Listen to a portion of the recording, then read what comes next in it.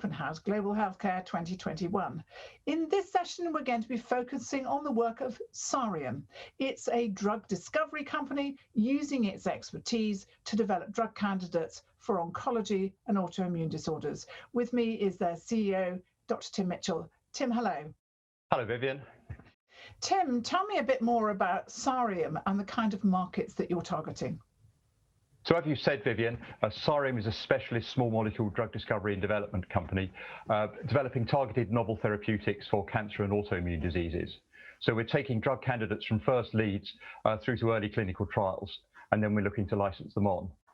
So we operate a low overhead outsourced research model, and using the 50 years or so combined drug discovery experience of the two exec directors, we design molecules in-house and then commission the laboratory work in the labs of fee-for-service CROs or as collaboration partners on a revenue share basis. You described the way you select which therapies to develop as low risk. Can you explain what you mean by that? So we're not looking necessarily to be first in class. Our expertise is developing good molecules that we believe will go all the way through clinical trials. So we're happy to follow on behind other people who may be further ahead in the area, learn from them, and come up with a better molecule to compete in that space. Can you tell me a bit more about your CHAC1 program with Sierra Oncology? Yes, so this is, we see this as a very useful validation of our business model and to be able to monetize our assets then. So we worked alongside the Cancer Research UK funded organisations to take the project from first chemical matter through to first in human, and then licensed the program to a NASDAQ listed Sierra Oncology. This is back in 2016. So they've completed now phase 1 and phase 2 studies. And we're waiting to see where they're going to go next with it. So whether they're going to out-license or take it forward themselves into the next stage of trials. And that deal had a total deal size of $300 million.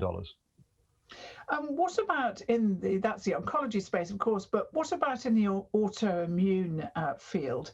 Why did you select the drug candidates that you did for autoimmune?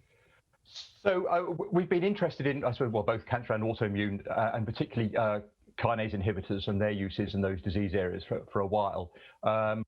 We had been interested in TYK2 as a disease target, I think particularly as the first generation JAK family members, of which TYK2 was one, so exemplified by Pfizer's tofacitinib, that have been well validated in the clinic and on the market for autoimmune diseases like arthritis and inflammatory bowel disease.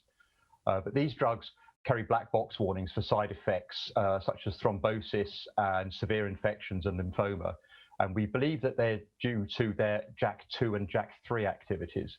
So we're targeting the other two members of the JAK family, that's TYK2 and JAK1, where we don't believe inhibition is going to cause these unwanted side effects. So we're looking to develop drugs that do all the beneficial effects on the immune system, but without the severe side effects that we've seen with the first generation inhibitors. And how do you approach your partnership? So we keep our eyes and ears open for potential partners, I suppose, all the way through our program. So I mean, we're looking to license somewhere between late preclinical and early clinical. Obviously, the further down the track we can take the programs, the better the value associated with the licensing deal will be. But if the right deal comes along at an earlier stage, then we'll be happy to take it. And what can investors expect over the next 12 months? What are you looking forward to? So we're looking to get our TYK2 JAK1 programs, so both the autoimmune and cancer immunotherapy program, into their first clinical trials. So they're both completing their formal preclinical. The autoimmune product, that's SDC-1801, is slightly further ahead. So we've done the first toxicology studies on that, and they're looking fine. So we'll be looking to get certainly the autoimmune program into the clinic towards the middle of this year. And so there's all the news flow associated with that. Plus on that program, we've just received some UK government grant to look at its applications as a COVID therapy. And obviously there could be some exciting and very topical news from that. Yeah, so it's the the flow of that program into the clinic, any associated COVID news, plus news from Sierra on where they're going to go with the CHEK1 program. And that SD1801, you said there were some toxicology trials there, and actually that's one of your main interests in it, showing that there isn't a big disbenefit from those particular drugs. Yes, I mean, hopefully we will be able to see and we'll look for the side effects that's seen with the first generation JAK inhibitors in our tox trials, and make sure that we don't have those type of effects with our molecule. How far do you plan to take these molecules through the commercialization process? So at the moment, we have no infrastructure to commercialize and sell products on the market, and I think for a small company like us, that would be entirely inappropriate. So we'll look to take the programs into early clinical, phase 1, maybe phase 2 trials, while looking for a partner. And obviously, if the right deal comes along at an earlier stage, we'll take it. If not, we'll raise the money and take the programs through as far as we think is appropriate. I would say end of phase 2 is looking like the maximum at them. And what about your pipeline?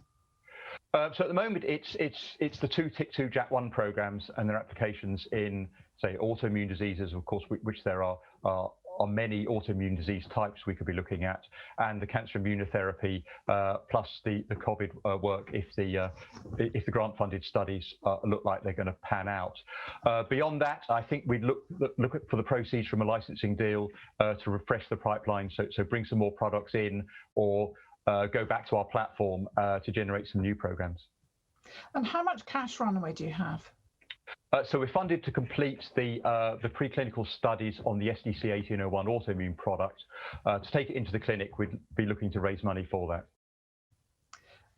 And now 2020 has been difficult for many people. How was it for you, and how do you view 2021?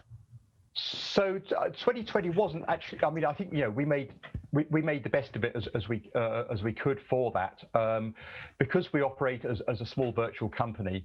We're used to remote working, so all of that wasn't a problem, except we did it from home rather than from the two of us in the office most of the time. So that was fine. And then the COVID story played right into our lead program's hand.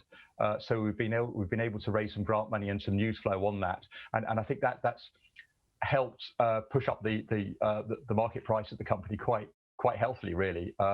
So we were the third best performing European biotech stock last year, or European biotech small cap stock last year. The terrible effects of the disease notwithstanding, actually we've done okay in 2020. As far as 2021 goes, I mean, I think we're in a good position to, with a good data set on all our programs, to either strike that license deal on them, or to raise the funds to push them through clinical trials. Tim Mitchell, thank you very much.